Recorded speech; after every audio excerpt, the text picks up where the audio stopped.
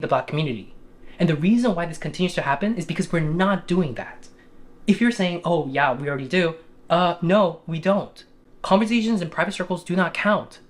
I'm talking about public discussions. I've kept up with these conversations. I've seen our Asian community so-called leaders have conversations with Black community leaders on TV about race relations and talk over and over again about the anti-Blackness within the Asian community, and not a single sentence on the anti-Asianness in the Black community. Amazingly, I've seen mainstream news channels do special segments about Stop Asian Hate and mention within these segments the anti-Blackness within the Asian community without saying one word about the anti-Asianness in the Black community.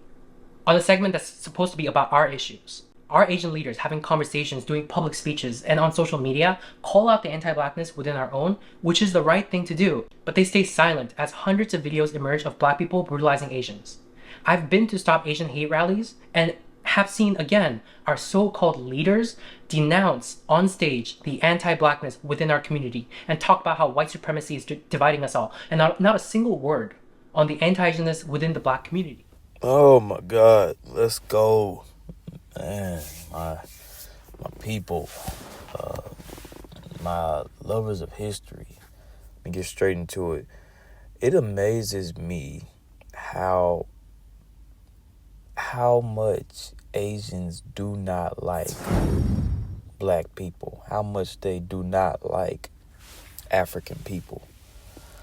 I looked up videos today of, it was like all Asian dance teams dancing with hip-hop dance moves, hip-hop music. I even watched some Asians talk about rap. I've watched some Asians talk about how they have been racist, towards that racist things have been happening and more toward them in America. But when I go in these Asian restaurants and I go in these Asian places, sometimes by accident, sometimes because I just didn't know it was an Asian-owned store. And I've already ordered something from there, or I have a bad habit of not looking up who owns the store or who it is owned by before I go there when I'm hungry or when I'm about to buy something. These Asians can't even look you in the face that they don't like you so much. I mean, if someone can't even look you in the face, and I know I'm not the only Black person in the world that they can't look in the face. I've asked other Black people, when you go into an Asian restaurant, you go into Asian places, do they look you in your eyes? Do they look at you? And some people said yes, some people said no.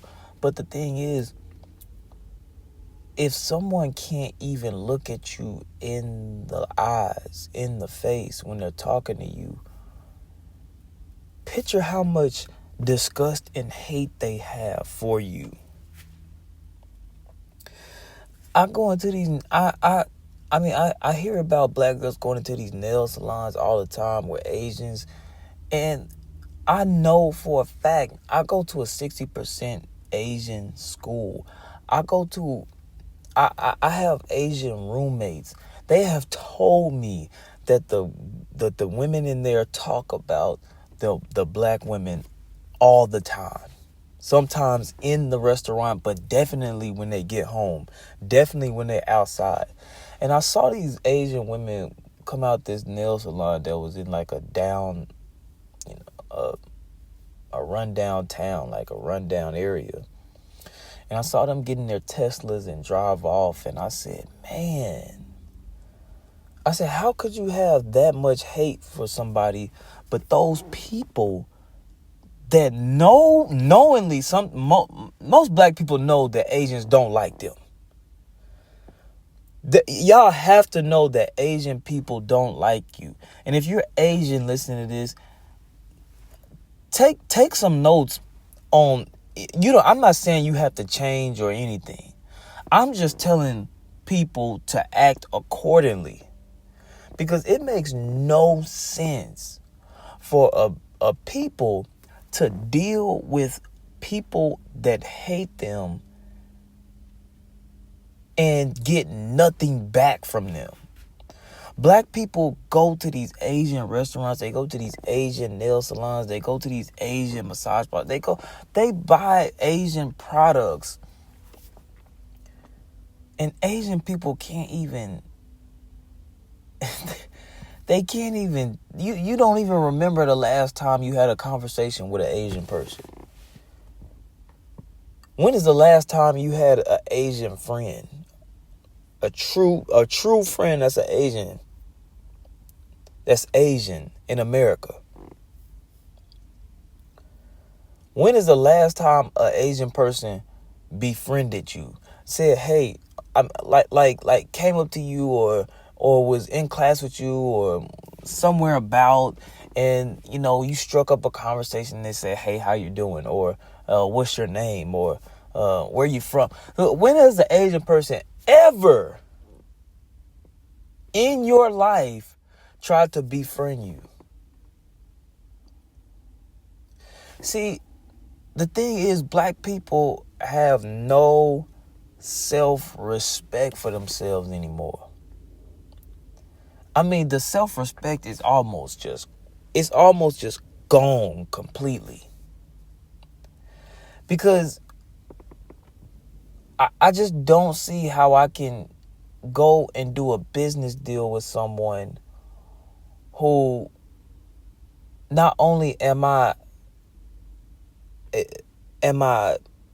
putting them in a better position, but when it's time for them to do something for me, they're only going to do it off the basis if I give them something else, not off of the position I put them in already. I'm going to have to give them something else because they don't like me in the first place. And it's amazing how it's not even that many Asians in America. The Asian population in America is the smallest population in America. But they make so much money off of black people, they're able to support themselves. They make so much money off of Hispanic people. They make so much money off of white people. But the only people that they are around, that their kids are around, that they buy from are white people who have a history of discriminating against them, who have a history of being racist toward them. The people in this country today that are racist toward Asian people are white people. Black people have no type of racist acts or as a group of people, we do not have a dislike for Asian people. But Asians they have a deep rooted. It's all over their face. They have a deep rooted disgust and hate for black and African people. See, my dad went to an Asian beauty salon one time, and he was getting some dye for his hair. And he said that the Asian man was in the aisle watching him. And my dad's 50-year-old man. He said that the Asian man was and he's a teacher. He said the Asian man was in the aisle watching him. And he said, "Hey man," he said, "you don't have to watch me like that. I'm a grown man." And he said the Asian man didn't say nothing. He just stood there. He said, "Hey man," I said, "you don't have to watch me like that." What? He said he looked around like if he was looking at something else. He said, why are you watching me? I'm not about to steal." Asian man didn't say nothing, just stood there. He said he was the only one in the store. My dad said he was the only one in the store at the time. It was early. My dad said he went outside and he stood out there for hours telling people not to go in there. They're racist. He said most of the black women were still going in there. He said, but the black men were turning around, saying, "Oh, okay, I go to another one." He said, "Yeah, man, don't go to this one. They racist." And he told me about that, and I said, "Dad, that's good." But then I had to criticize him for that at the same time. I said, "Dad, that's good, but Dad, why were you in there in the first place? Why were you in that store in the first place? You already knew before you went in the store how these people were. You already knew before you were in the store how these people treat your people. There is no history in the world that has said that these people treat your people in a good way, in a prosperous way. They do not treat you with reciprocity. They treat you with hate and prejudice and dislike, and you have done nothing to them. See, this is what's going to happen. Black people are going to keep buying from Asian people, and that's going to lift their stock up. They're going to be lifted up and supported by black people buying their products, starting to work in their factories that they're going to start to build, they're going to start working minimal jobs that Asians are going to start opening up for not only their own people, but they're going to grow so much that they're going to have to start hiring black and brown people, Hispanic and African people. And when you start to see how big they get, you're going to request something, or you're going to say, "We helped you get here." And they're going to turn around and they're going to say, "Well, we never asked you. We never asked you to help us get here." Some are going to say, no, you didn't. You didn't help us get here. All that support that you have done for Asian people in America, they're already trying to roll back civil rights and amendments that you pushed to help them get into schools and to help them get into America and the U.S. Asian people are already saying right now that your history doesn't matter to them. So when they start to grow more after all these tech companies keep pulling them over here, when they start to grow and get in, because they're easily, most of these Asian people are moving and opening up business in white neighborhoods now, because they have enough group support to do it now. And the money that they're getting from y'all, they're not even staying over there. They're pushing it into white neighborhoods, into white spaces. And it's circulating that way. They have a lot of Asian towns, but ain't no Asian town in no black neighborhood. Ain't no Asian town in There's no Asian town in African neighborhoods. Where I live in Texas, there's only Asian towns around the corner or in white neighborhoods, in white spaces, in white communities. And the thing is, when you find out and when you see how far they have got in America, you're going to ask, well, do something for us. Why aren't you doing anything for us? We helped you get here. And they're going to say, well, it was your women that helped us get here. So they're going to separate black men. And you're going to look at your women and you're going to be like, okay, well, do something for them. And they're going to do the smallest thing in the world, because historically, Asian people don't share with any race, whether that is white, black, brown, African, European, Hispanic. There has never been a time where Asian people have willingly shared anything with any other ethnicity or race of people.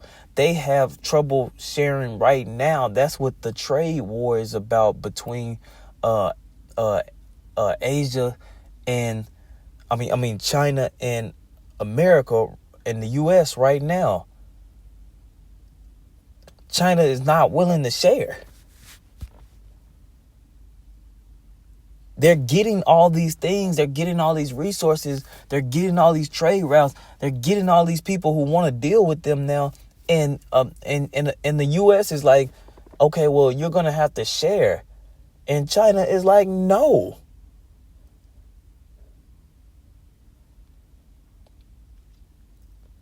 So the thing is, black people are the only people not getting it. And when they start to do all these things, black women are not going to be held accountable for any of this, because you're too weak to hold black people accountable. Black men are too weak to hold black women accountable, because they think that they're going to take the pussy off the shelf, or they think that they are, you already know, as men, black women are leading your community. So when these Asians get into power in the US and you're asking them to do something for you, because no one is doing nothing for you right now, and you're supporting them right now, and when they get to where they need to be, they're gonna do you like Target and be done with you, because they don't need you anymore.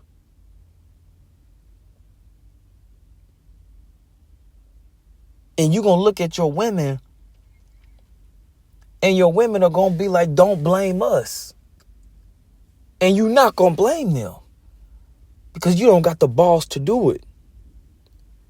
And and black people don't have an organization to where they're like, okay, all black people, we don't have enough self-respect and organizations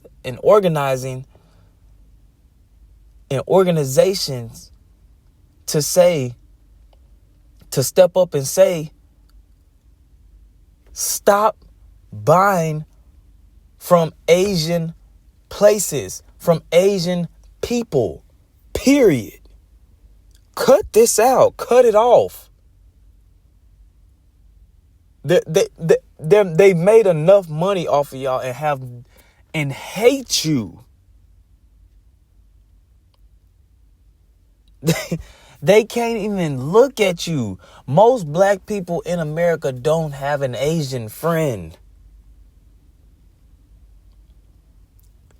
You don't even have an Asian person you talk to every day.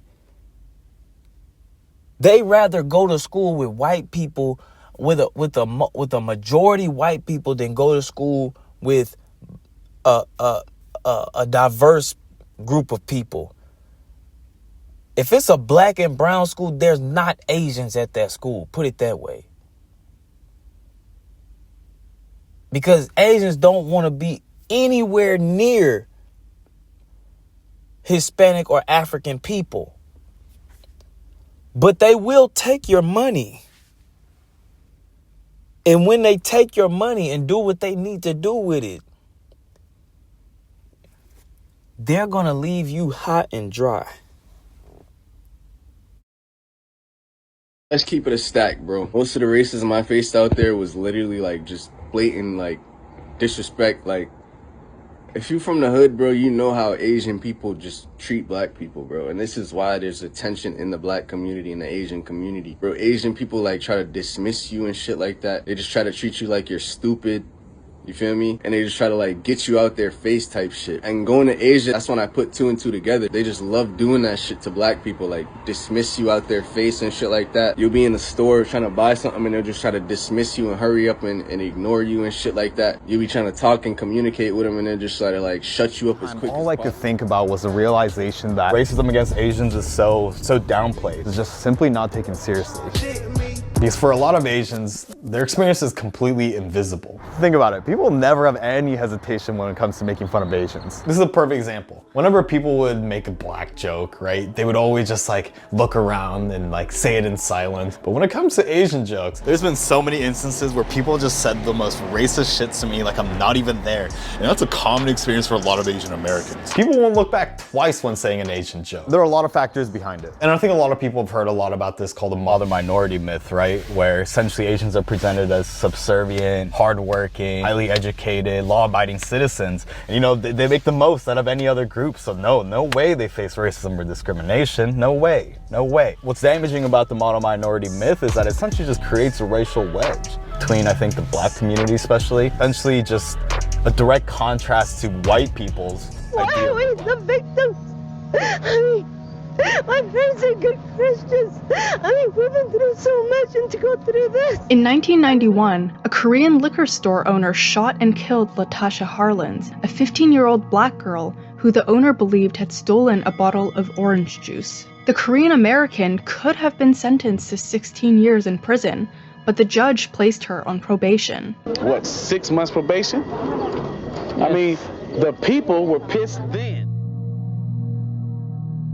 In 1927, a group of Chinese American plaintiffs brought the case Gonlam v. Rice to the United States Supreme Court. At this time, there was legal segregation between white schools and colored schools. However, the Chinese Americans argued that they should not be in colored schools with the black students, for white Americans justified their own separate school on the grounds that black people posed a danger. And if white Americans were entitled to protection from the black race, then they reasoned that it would be discriminatory to, quote, expose the yellow race to a danger that the dominant race recognizes. Ethiopia, South Africa, you know, guys, make sure you vote EFF in the elections in May.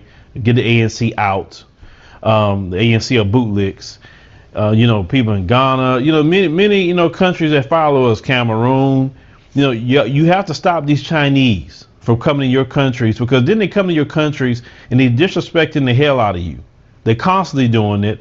You're allowing your leaders to literally roll out the red carpet for China, and then these people don't respect you. Remember a while back in Kenya, one of them called a black man a monkey and talked about the president of Kenya. Yes, he got deported, but the fact is you're still letting all these Chinese come into the African nations. Now, wouldn't it be better to tell your government, roll out the red carpet for our brothers and sisters throughout the diaspora? Let's give them citizenship if that's what they want here, or at least a permanent residency or a permanent visa. Let's do that. But no, you rolling in all these Chinese that think they're better than you. What a lot of Asian Americans don't understand is that, or especially immigrants who came to the U.S. after this 1965 Immigration Act was passed, a lot of people don't really have an understanding of how much the civil rights movement contributed to our privileges or our, you know, sustainability as Asian Americans. People don't realize that it was actually Black Americans who pushed for a lot of desegregation policies, and it was Black Americans who inspired Asian American activists to even come up with the term Asian American. So without, you know, the work of Black leaders and Black organizers and Black activists, I think we'd be in a very different place in American society today. And that's something I really hope people can internalize more, can understand more. What is your message for a global audience about why international Chinese communities should not ignore these protests sparked by the death of George Floyd? We don't exist in this post-racial world where we can just simply work hard and, you know, put our heads down and ignore the plight of Black Americans and other marginalized people to, you know, gain white privilege and to overcome racist trauma. I want people to realize that The Asian American fight for liberation is deeply or intimately intertwined with Black liberation. Not only should we support Black Lives Matter, primarily because it's just the right thing to do, to stand up for others. With you, I want to say that I stand with and support the Asian community as they stand against anti-Asian sentiment and racism and the many attacks that have been perpetrated against their elders during this last year. The second thing that I want to say is I'm sorry for not commenting on this, for not making a video, for not saying anything when I first heard about these attacks over a year ago. I could make a million excuses, but there really isn't any. Silence always favors the oppressor and it never helps the oppressed. And I know that as a Black person. So saying that, it's only a few isolated incidents or it's not widespread, that wasn't what the world needed at the time. That wasn't what my Asian friends and brothers and sisters needed. They needed me to speak out the same way that we all need to speak out at this time.